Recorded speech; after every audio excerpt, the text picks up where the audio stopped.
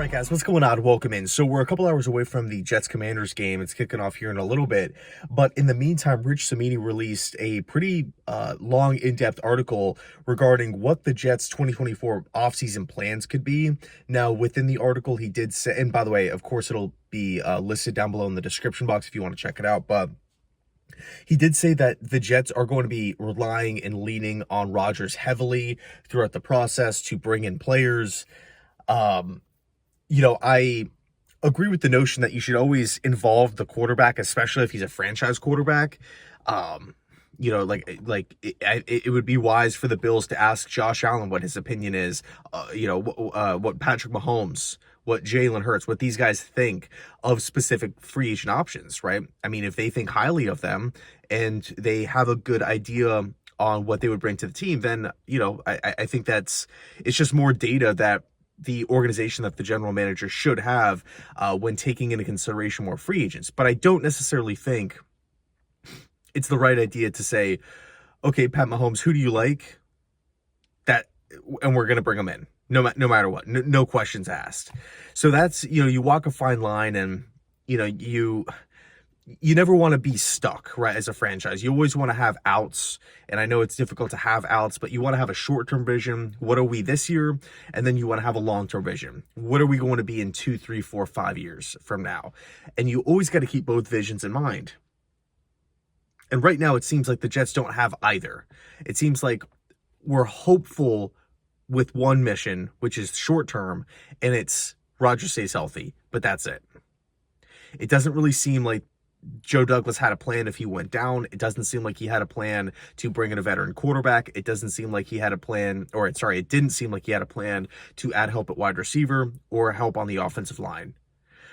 So we're in a questionable time, a really big gray area right now as Jets fans. But I wrote down some of the names that Cimini listed as, again, the 2024 watch list for Aaron Rodgers. So here we go. It's a lot of Packers. Brace yourself. Robert Tonyan, ex-Packer, and ex-Bear. Devontae Adams, Aaron Jones, who would have to be released from the Packers because he's getting paid a ton, I believe right around $17 million or just above that. John Runyon, guard, former Packer. A.J. Dillon, former Packer. And David Bakhtiari, who, much like Aaron Jones, would have to be released. I think Bakhtiari is a pretty realistic option, but the problem is with Bakhtiari, he's hurt all the time. These past couple of years, he's missed 40, I think in the past 3 years, he's missed 42 games. It's not like small little stuff like, broken finger and stuff like that. Like, he had the ACL back in 2021. Supposedly there's been complications with that as time has gone by.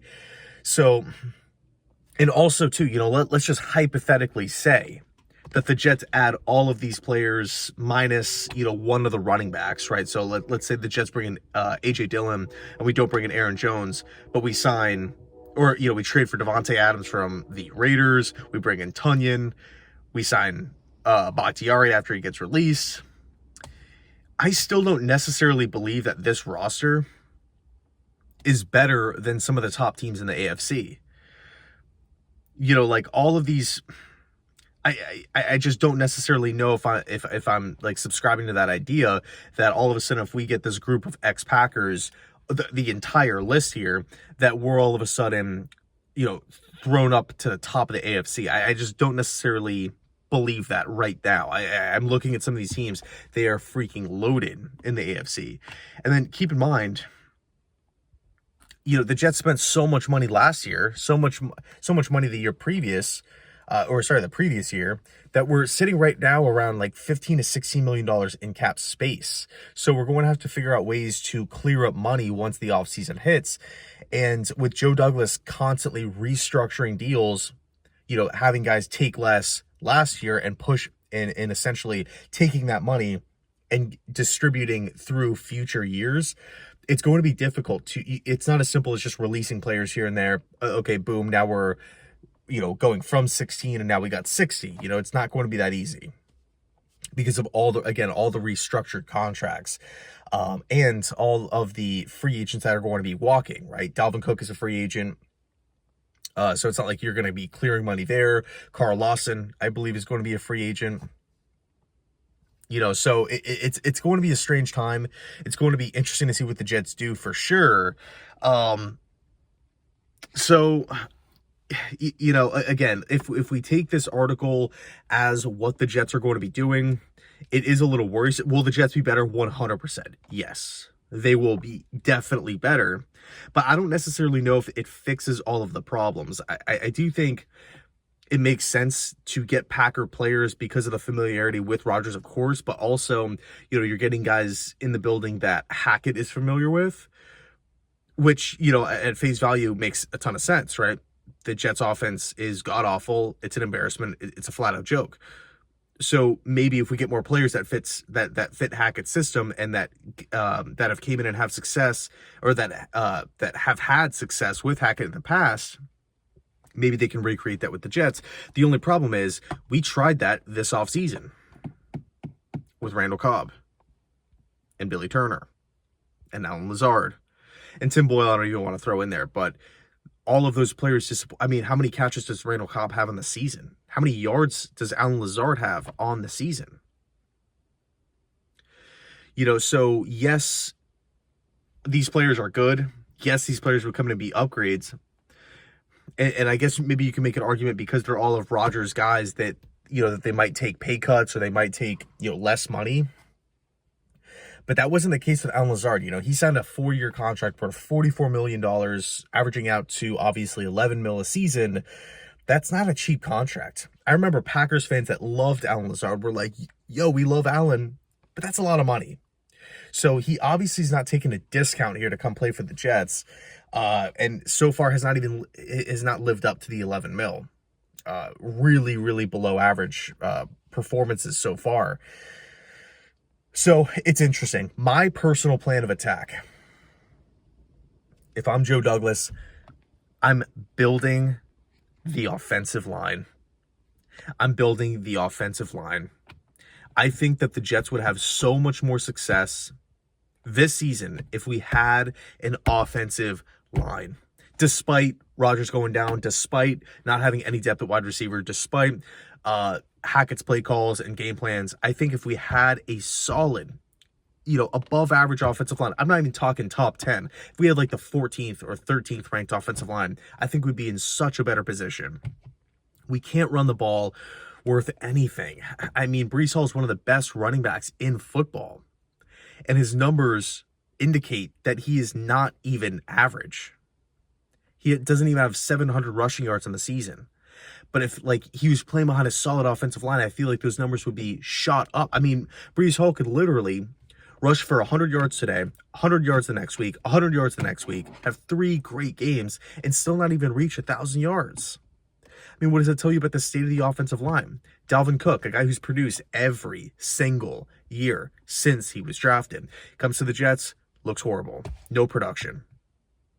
Under 300 rushing yards. No touchdowns. Breece Hall, by the way, 2 touchdowns.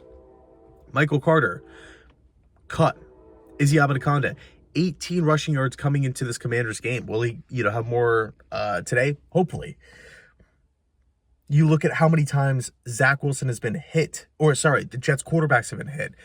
The Jets have allowed the 3rd most sacks in football. So our quarterbacks are getting rushed. We have Hackett calling plays, right, which doesn't help anything. We can't run the ball, so we can't get into 3rd and shorts. Everybody's talking about run, 3rd and long pass, run, 3rd and long pass. The idea or the philosophy of run, pass is not bad. Inherently, it's not bad. It's super traditional. But the problem is we're running on 1st and 2nd down, but we're in 3rd and longs. That's the issue. The issue is you're in an obvious passing situation with a putrid offensive line where your quarterback is getting attacked. And then again, in 1st and 2nd down, you're not having any success running the foot. I mean, how many times have we seen 3rd and 14, 3rd and 9, 3rd and 11? Not to mention all the boneheaded penalties that the Jets commit as well. So all of a sudden you run the ball, no gain, 1st down. 2nd down, false start. You get pushed back. They do another handoff on 2nd down, you gain 2. So now all of a sudden you're behind the sticks. right? You're constantly in third and long with question marks at the quarterback, question marks on the offensive line. Everybody knows damn well you're not going to be running the football there, and Hackett doesn't push the ball down the field. And then arguably you don't even have a lot of personnel at wide receiver to feel good about outside of Garrett Wilson. So, yeah, there's a lot of issues here with the Jets offensive line.